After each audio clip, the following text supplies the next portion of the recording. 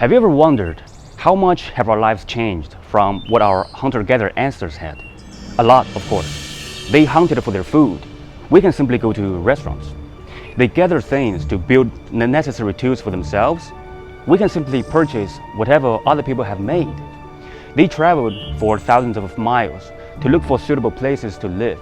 Even though the agricultural revolution has made our lives much more stable, and the Industrial Revolution has made working 9 to 5 a social norm, but this fundamental desire for traveling, exploring, and seeking out new experiences seems has stuck with us.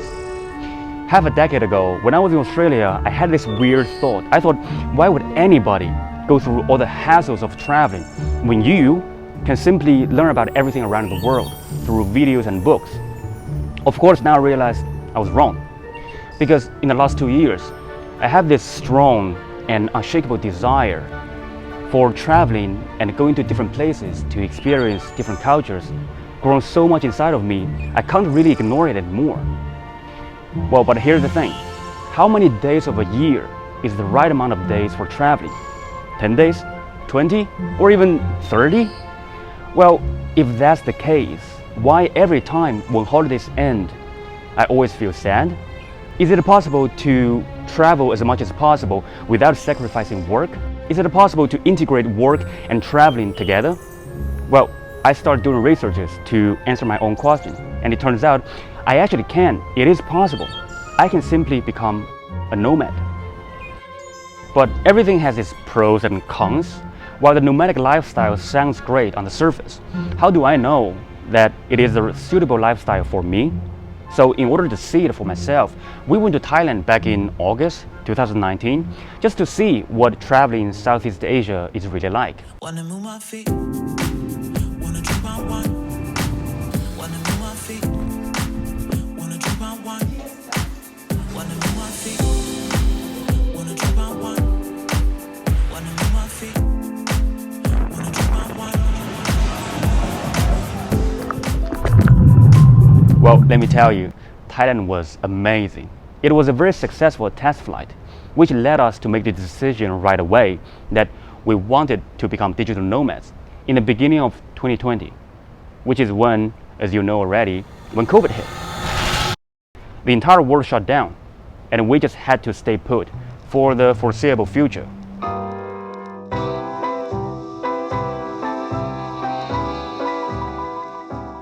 It is the beginning of 2022 now.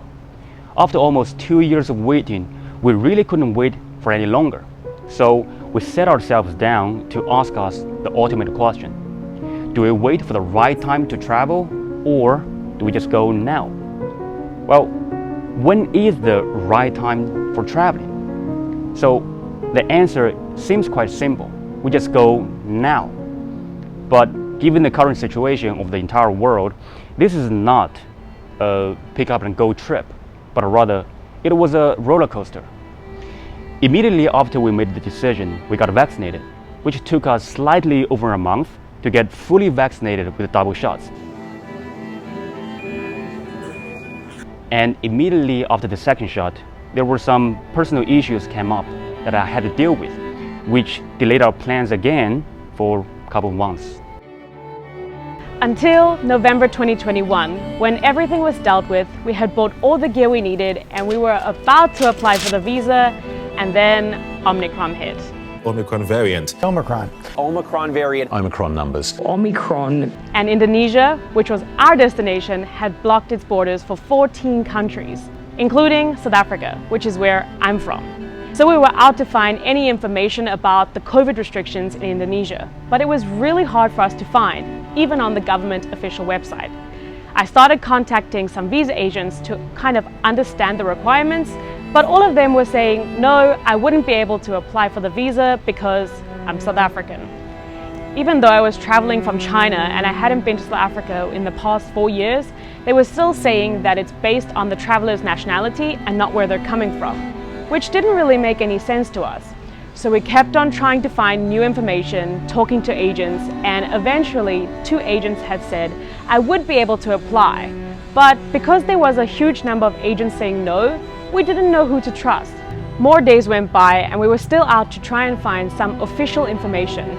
And while we were doing that, we stumbled upon what seemed to be a very outdated post by the Indonesian consulate in the US, and it confirmed and stated that they weren't blocking people based on nationality, but they were blocking people who had been in one of the countries on the list in the past 14 days.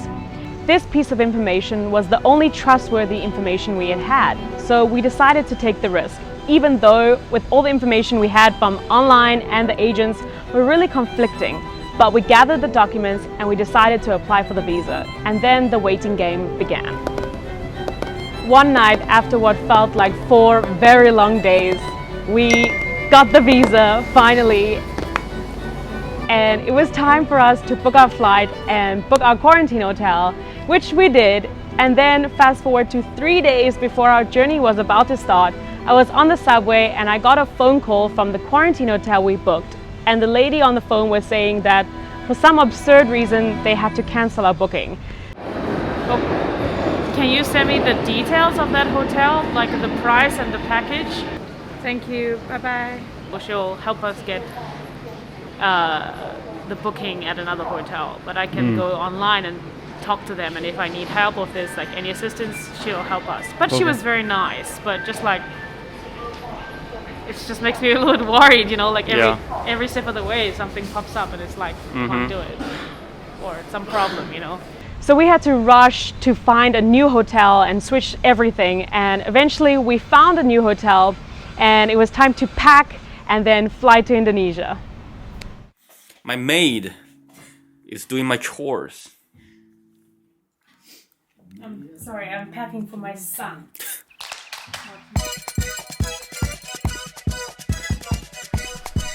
7 o'clock in the morning. We are going to do the second COVID test.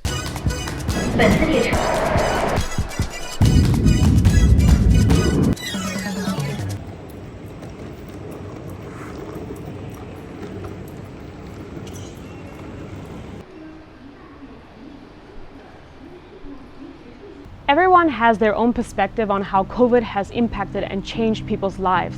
But what we really got to see is how COVID has impacted traveling. When we were waiting to board our international flight at Shenzhen International Airport, we were really shocked to see how deserted the airport was.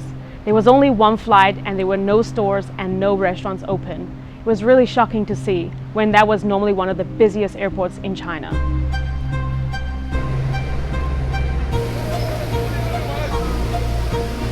It's a little bit crazy.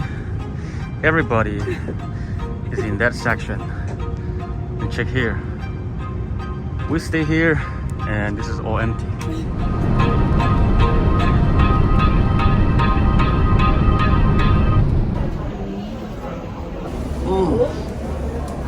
It made me cry.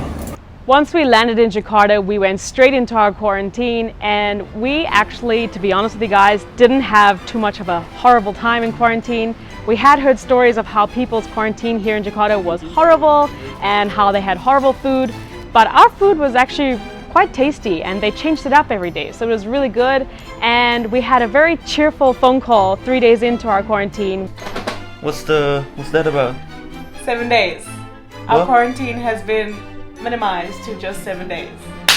Yay! That's awesome. And then the 7 days went by really fast, and on the last day, which might have been the worst part of quarantine, we had the nasal swab and the throat swab, and the lady just went like way too deep, and I felt very violated.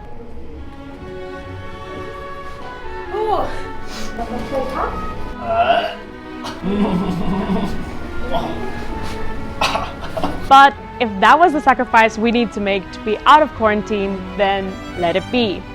Right after quarantine, we boarded our flight to our destination, Bali.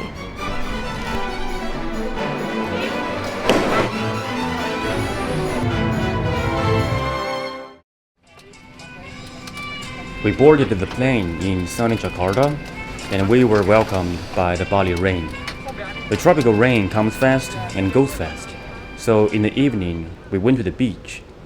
After living away from the sea for so long, hearing the deep and never-resting roar of the sea in that moment, I was reminded again that life doesn't have to be constrained in concrete jungles. but we belong to nature, the mother that provides us with everything and also keeps us humble. What a nice way to start our journey, eh?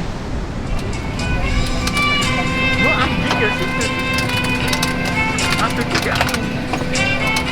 Kok berani